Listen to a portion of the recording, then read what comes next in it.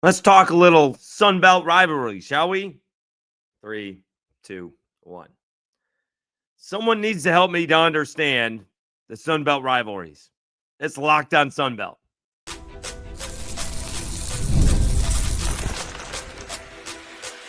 You are Locked on Sunbelt, your daily podcast on the Sunbelt Conference, part of the Locked On Podcast Network, your team every day.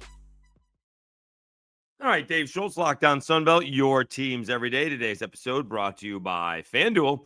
Football season is here. Visit the FanDuel app today and make your bets now. Okay. We're going to go over the Sunbelt rivalry stuff I don't understand. We sort of previewed it, most of it in yesterday's episode. Unfortunately, we also woke up to the news on Monday that Jason Henderson is calling it a career. We'll talk about that. And we'll recap the rest of the Sunbelt as Marshall suffers a gut punch of a loss. All right. So rivalries. That's what makes sports. Yankees, Red Sox, Army, Navy, Auburn, Alabama, Michigan, Ohio State.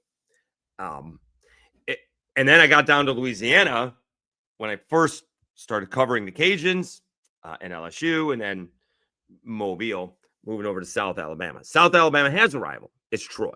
All right. Cajuns did not. Thought it would be ULM, but it really isn't. It's now Southern Miss. That's nice. And eventually it will be Louisiana Tech. But they don't have a rival. Oddly enough, either does LSU. They tried to make it A&M. It's not. They tried to make it Arkansas. It's not. They think it's Alabama, but it really isn't, right? Alabama has two other rivals. Their big rival is Auburn, obviously, and then Tennessee. All right. Maybe a little Florida in there for LSU, but their main rivals are Georgia and Tennessee. Everybody else got their rivals. They don't. Okay. Sunbelt has their rivalries, right? I mentioned South Alabama and Troy, battle for the belt. Georgia Southern and App State. ODU has some rivals. Marshall has some rivals. Southern Miss has some rivals. There are some good rivalries in. Everybody hates JMU, I guess, but there are some rivals in the Sun Belt. Okay.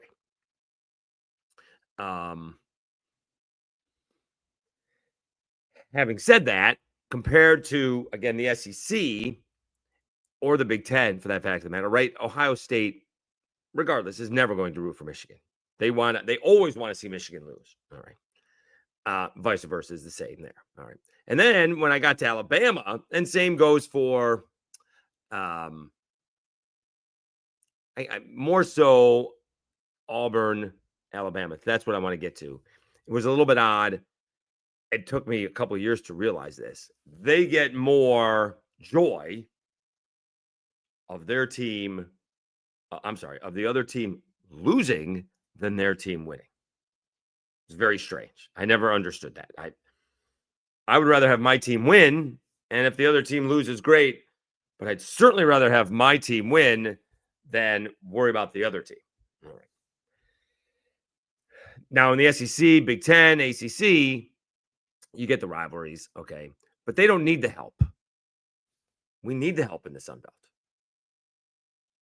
It's good when JMU almost beats Louisville, or Clemson puts a scare, or Troy puts a scare into Clemson. That helps everybody out. When you're rooting for the Cajuns to lose to McNeese and you're a Southern Miss fan, you're screwing yourself. Now, in this specific case, the commenter has a son that goes to McNeese. Okay, you win. All right, that's fair. You know, your hard-earned dollars are paying for your loyalties. All right, but as soon as JMU lost to Louisville, everyone was jumping on JMU. All right, comments or, basically replies or comments in either my X or Twitter or YouTube. All right, and maybe you need to worry about Georgia Southern not, getting beat by 30 and having USC put up a 50 spot, which is exactly what happened, by the way, because it would help everybody if JMU beat Louisville. Cajuns are going to Missouri this week. I don't think it's going to be very close. If the Cajuns can't pass the football, more than 4 yards at a clip. They're not going to be able to keep up with Missouri. But it would be huge if they did. And teams like Texas State, Southern Miss, ULM, their fans, in my book, they should be rooting for the Cajuns. Now, you get inside the Sun Belt, App State, Southern Miss, then you can pick a side, whichever one thinks helps you, right? All of the West teams are going to be rooting for App State, obviously, and all the East teams are going to be rooting for Southern Miss, right? That makes sense. So I don't have a problem when you're trying to figure out how it helps you. But doesn't it always help you when the Sun Belt does well? Isn't that what we all have a chip on our shoulder because we root for the Sun Belt, right? That I don't need people commenting, ooh, JMU looks good in the first 5 minutes of the game. It's a long game, right? Great. Clemson, Troy is beating Clemson 16-3 at half. Fantastic. Let me know what it is. 5 minutes left to go to the game. All right.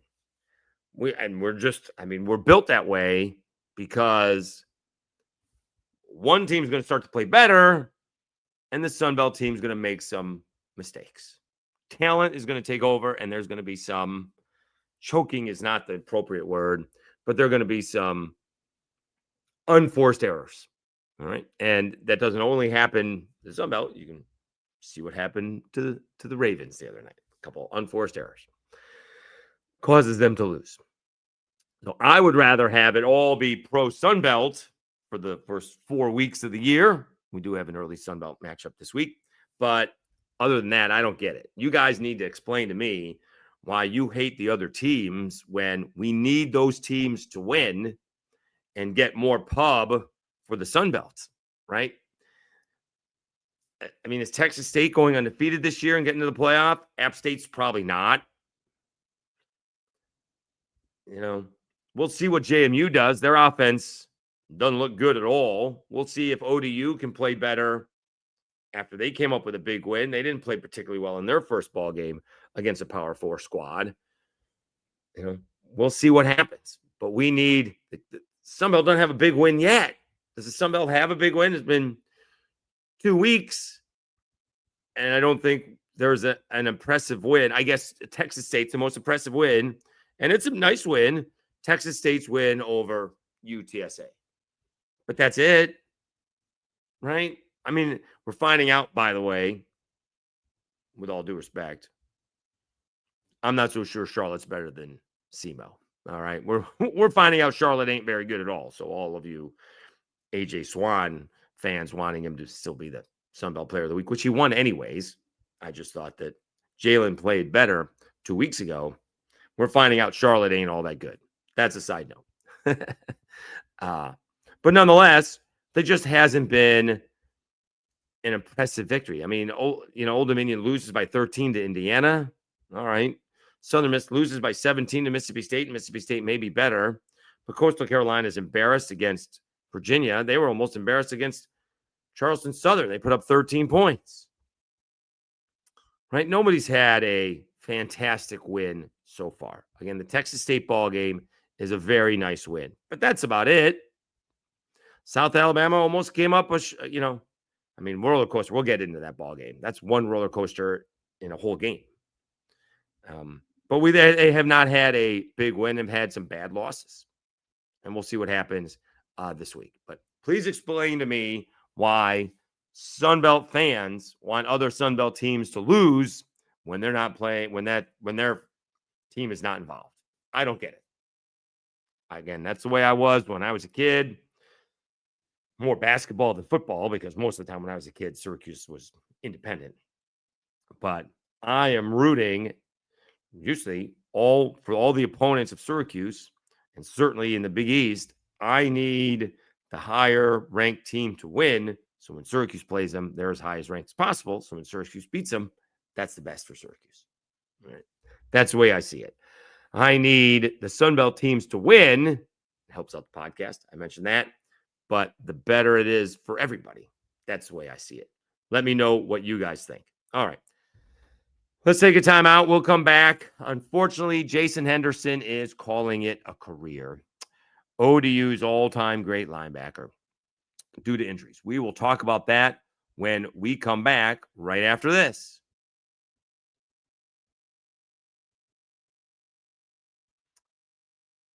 Time to fuel up and turn it up with 5-Hour Energy Transfusion. This grape ginger and thyme-flavored shot brings the iconic taste of a golf course favorite to a non-alcoholic boost. Perfect for sinking birdies or making great memories with friends. It's a hole-in-one for your energy game. Whether you're out on the course or just need a little extra push to power through your day, 5-Hour Energy Transfusion delivers the clubhouse flavor you love without ever leaving the green. Golf is all about good times with good people and good flavors. The grape ginger lime flavor of 5-Hour Energy Transfusion gives you the best parts of your clubhouse go-to without leaving the course or chasing down the bev cart. Now you can amp up the fun even more. Just buy, snap, and enter a chance to win a dream golf trip for 2 to any golf tournament in the USA. Tee up that trip. Visit 5-h-e-win.com for rules and entry. No purchase necessary. Excludes the Masters tournament. Ends October 31st, 2025. And FanDuel. The NFL season is here, and FanDuel is making sure you're ready for kickoff with a can't-miss offer. Right now, new customers can bet just $5, and if your bet wins, you'll get $300 in bonus bets to use across the app. How can you beat that? So are you ready to play? Download the FanDuel app now by visiting FanDuel.com to get started. That's FanDuel.com to place your first $5 bet.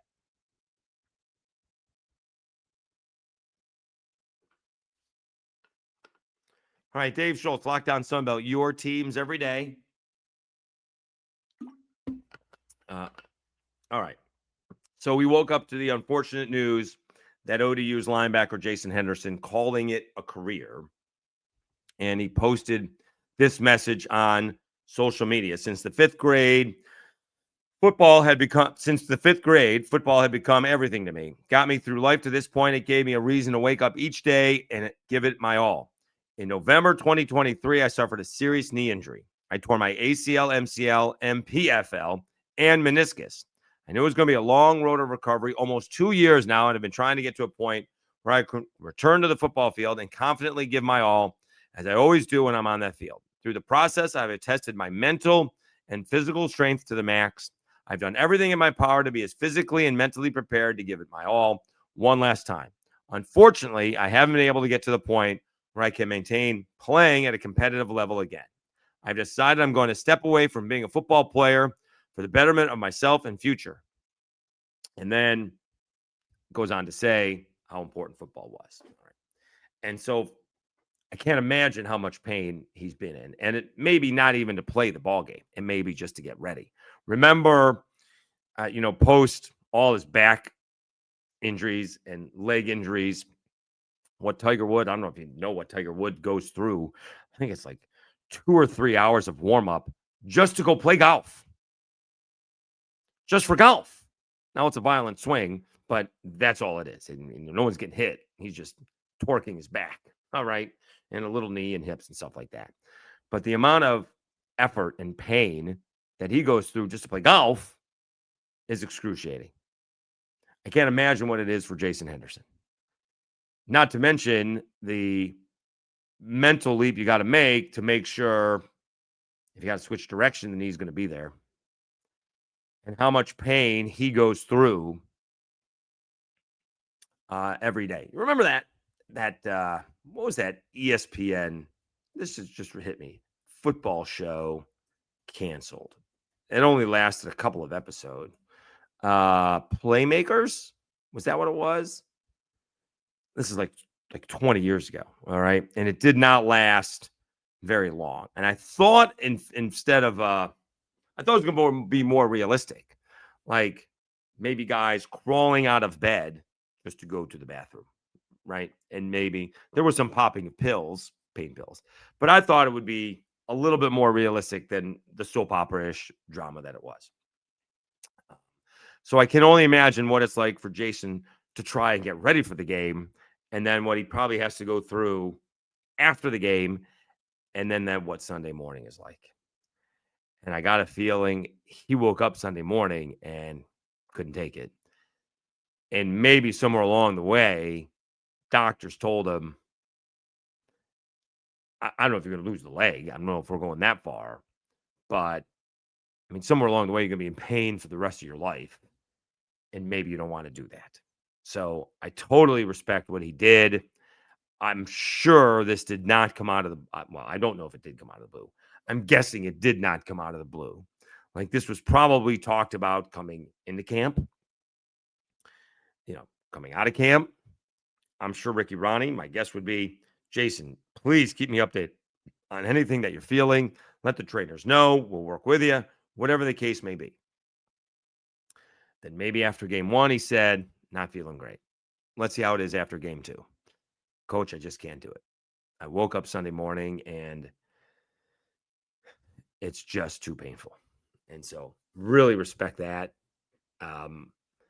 He did have something to chase. Being the all-time leading tackler it's going to be tough to catch because of all the years that Carlton Martial had and Jason had extra between redshirting and COVID. It's going to be tough to catch, although who knows what's going on with the NCAA later on with that. You may get many more years. But whatever the case is, for now, it is commendable that Jason is doing this, where he's looking past the immediacy of the thrill to what's life going to be like 10, 15, 20 years down the road.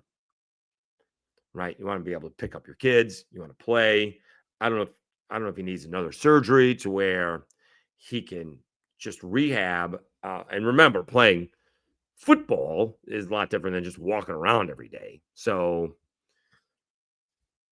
maybe the leg just heals because he's just working out and he's not switching directions violently or having to worry about someone taking his knee out from under him or something like that, or rolling up behind him or whatever the case may be. So we do wish Jason Henderson all of the best. It is a big blow to ODU, but I have a feeling this didn't quite come out of the blue. So we do wish him all the best. All right, let's talk about the rest of the ball games. This segment may be a little bit long.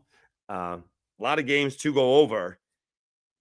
Boy, that Marshall loss is a brutal loss. That is a tough loss. All right, we'll talk about that when we come back after I tell you about game time.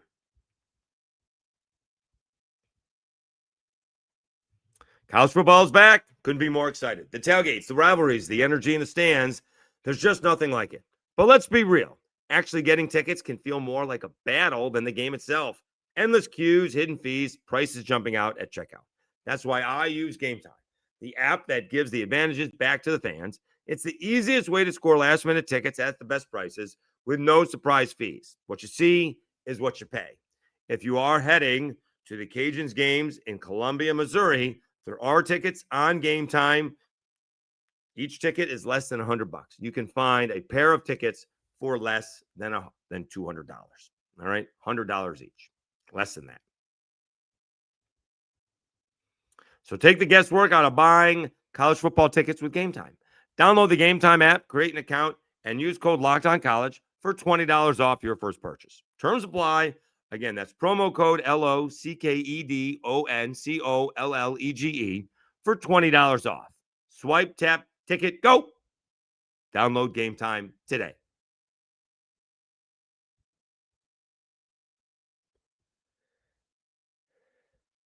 All right, Dave Schultz, Lockdown Sunbelt, your teams every day. All right, getting back to the week 2 matchup. Not a great weekend for Marshall. They lose to Missouri State Bears 21-20. Statistically, I mean, Missouri State had 474 yards. They only turned the ball over one time. They passed for almost 400 yards. They only ran it 86 times. So they only rushed at 2.3 yards a carry. They did have a bunch of penalties, 8 penalties, 93 yards. All right.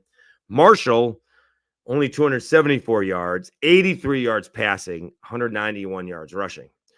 So, and they were beat by 9 minutes time of possession. So statistically, Missouri State should have run away with this ball game. And yet, Marshall should have won the ball game. Marshall lost this game because they missed a 26-yard field goal late in the fourth quarter. Well, I rephrase that. Midway through the fourth quarter. I'm almost exactly midway through the fourth quarter. 7:37. Lorcan Quinn misses a 26-yard field goal. Isn't that shorter than an extra point these days? Or maybe that is an extra point in college. Is an extra point still 20 yards? Pros just moved back. They were 4th and 1 at the Missouri State 8, and you miss a 26-yard field goal. Ouch. They got the ball back with 30 seconds, but at that point in time, they threw an interception. So at that point in time, you can't worry about it. You got to throw it, and you get picked off. All right. But that is a gut punch loss from the home opener for Tony Gibson, as they are off to a little bit of a tough start. Box score, they went with, after going with 3 quarterbacks, they went with 1, Zion Turner, 13 to 24, 83 yards and an interception. They did run it, and they did have 3 guys all having 60 yards or more. Barbie had 67 yards on 12 carries. Williams Thomas, 61 yards on 8 carries. And Zion Turner, 60 yards on 11 carries. Williams Thomas and Zion Turner each had a touchdown. Toby Payne led Marshall in receiving, 4 catches, 43 yards. And obviously that is not going to fly for most of the season. So tough ball game for Marshall. Let's see who they have next. They're at Eastern Kentucky. Let's see how they do. Right, they lost. They beat somebody. They lost Louisville. That's right. They were here in town, and they beat Houston Christian 20-10. Eastern Kentucky is going to Marshall. I mean, that's got to be a must-win for Marshall. All right. Elsewhere, we talked a little bit about this. Alabama all over Monroe. Not pretty. Right, 73-0. We did talk about this game. 29 first downs to 9, 583 yards to 148, 55 yards passing, 93 yards rushing. I mean, Alabama scored 3 touchdowns in 3 of the 4 quarters. There's just nothing to write home about. We did talk about this. Ty Simpson, a perfect 17 out of 17 with 3 touchdowns. My goodness. So not great with that one. All right, Tulane, or I should say South Alabama, in this case, falls short to Tulane. And we mentioned, is South Alabama ever going to get off that roller coaster, which they had last year? Some big wins, but some tough losses. The roller coaster was this entire game. They got up by 14 immediately. Fell behind by 16, lost by 2. At the end, 2-point conversion. They had a shot. Crazy. I wasn't a big fan of the play call. To be honest with you, not when you have Bishop Davenport and Kentrell Bullock run the damn ball. It's 2 yards. All right. Or roll out Bishop Davenport so he can pump fake and then maybe run the football. But to try and sneak it in there at the goal line where he's passing it, I don't really like it. They get Auburn this week. I'm not, obviously, Craig Stevenson has been right. There has not been an issue scoring. South Alabama has had, what are we up to? What they have last year? I thought it was 30. Last week was it 38 points? It was 38 points. So they have scored a grand total of 69 points. Nice. In 2 weeks, but they gave up 21 to Morgan State and 33 against Tulane. Auburn's defense did play well against Ball State. This game's like 53. I'm still taking the over because I figure South Alabama's still going to score 20, but Auburn could score 42. We'll see how that goes. All right. Old Dominion with a big ball game, 54-6. Colton Joseph back to his winning ways, 19 out of 24, 257. 3 touchdowns. All right. Traquan Jones, 5 carries, 163 yards, 3 touchdowns. Sunbelt Offensive Player of the Week. So much for playing against an FCS opponent. Why didn't Brad Jackson get that? He played against a UTSA on the road and came with a win. I got to let that go. I really do. I got to let that go. I have an insatiable desire to be right. I got to let it go. It doesn't matter. Sorry. Nonetheless, not saying Traquan didn't deserve it. I mean, when you have 5 carries, 163 yards, you kind of deserve it, right?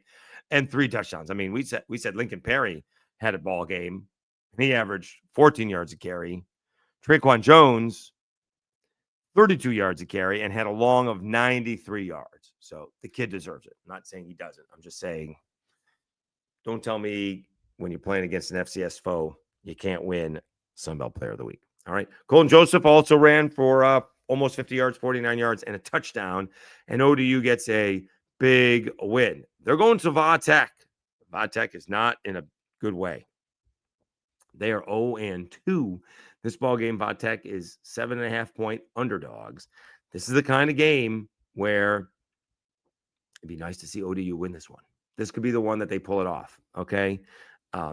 Virginia Tech played South Carolina, lost 24-11, got blown out by Vanderbilt, 44-20. These games are home for Virginia Tech.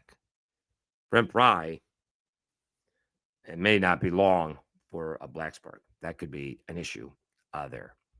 Memphis State takes down Georgia State 38-16. Game started okay. Georgia State went up 9-7 at the end of one quarter, and then was just trailing 17-16 at the end of the first half, and then all Memphis outscoring them 21-0. TJ Finley started the ball game, 21 out of 29, 201 yards, 1 interception. He practiced for 2 days before he joined him, or before he started this game. Cameron Brown, 8 out of 12, 139 yards, and 1 touchdown. So let me see if that's the way it went.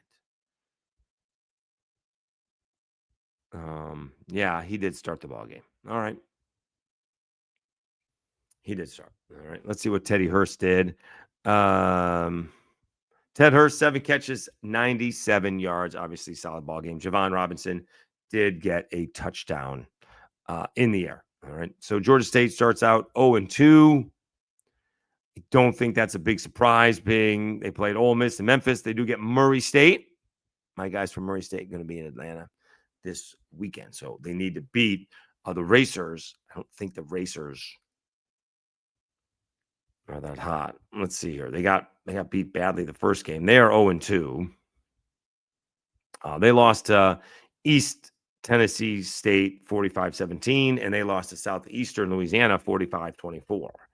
So Georgia State's got to win this football game, right? I mean, they have to win this football game. All right. All right. Elsewhere in the Sun Belt, USC upends Georgia Southern. This game was never close, 21-6 at the end of one quarter, 31-13 at the end of the half. And again, I'd say more of the same, but you kind of saw this coming. Jaden Mavia, 412 yards in the air on 16-24 passing. 4 touchdowns. Wayman Jordan, 16 carries, 167 yards. King Miller, 3 carries, 55 yards. Eli Sanders, 8 carries, 52 yards. I mean, what were the stats in this ball game? I mean, they put up almost 800 yards of offense. I mean, that's I hate to say it, but that's obviously unacceptable. You can't. That's embarrassing. Right? 755 yards of offense to 377. Passing was 446 to 235. Rushing was 309 to 142. Right? I mean, we got neither team in the Louisville. Here's the thing. Neither team in that Louisville JMU game put up 300 yards, period. And Georgia Southern is allowing USC 309 yards on the ground. You got to be better, right? You got to be better. We thought they were going to go 1-1. We'll see if Georgia Southern can turn this around. They got Jack State. Jack State just had a big win. They'll get Maine. It's not necessarily going to get easier as the season goes on. This is not looking like a good Georgia Southern football team as of right now. All right. And then Coastal Carolina, they get a win and move on ball game, 3-0 over Charleston Southern through 3. And they put up a 10 spot in the fourth to win the ball game, 13-0. MJ Morris started 13-22, 3 interceptions. Ouch. Tad Hudson comes in 3 of 5, 37 yards. Dominic Nicely had a nice ball game, pun intended. 9 carries, 92 yards. Tad Hudson does score a touchdown on the ground. 3 carries, 19 yards. We'll see if they change quarterbacks. All right. Tad Hudson came in and led them to 10 points, apparently, in the fourth quarter. Is that what we're looking at? 16-play, 83-yard drive.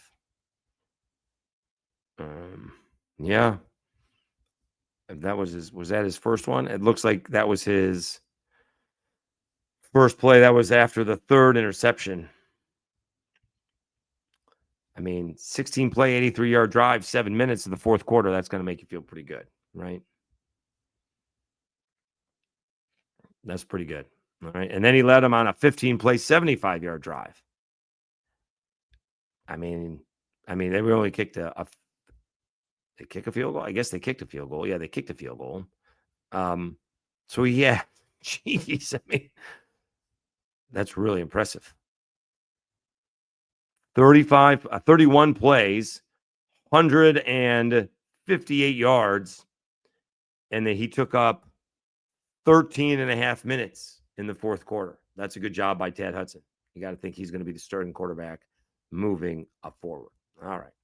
And I believe that is about it. So we covered everything. All right. A little bit longer of an episode just to get all of those games in. We'll see. Maybe ODU can be that team to take down Virginia Tech. Now, Virginia Tech's not that good. So it's not exactly Troy beating Clemson, but it's a win over a Power 4 squad. All right. So far, Texas State's win over UTSA is the most impressive win. Not trying to take anything away from that, but it's kind of beating up on your brother, right? It's the same level. All right. Looking for bigger and brighter wins. I don't know if the Cajuns can do it this week. They're taking on Missouri. They're going to need to play really good defense, which they have so far. But Eli Drinkowitz's team can light it up. They did it last week against Kansas. All right, let's say goodbye. All right, we will, for Thursday, we're going to have a crossover. I think I'm going to be on the War Report again. So we'll have a couple of crossovers with the Auburn guys. Again, it'd be nice to see if South Alabama can keep it close. All right. That's going to be a ball game where, again, they don't have to play perfect, but you can't make mistakes. And see if Auburn can make mistakes and see if you give Auburn a chance to choke. All right. Or lose. All right. When the pressure starts to mount. But if Auburn's not making mistakes, it's going to be tough to overcome it because South Alabama has an issue defensively. They got some guys banged up now all of a sudden. And so that could be an issue. Offensively, they're pretty solid, as Craig Stevenson said. Again, we're taking the over.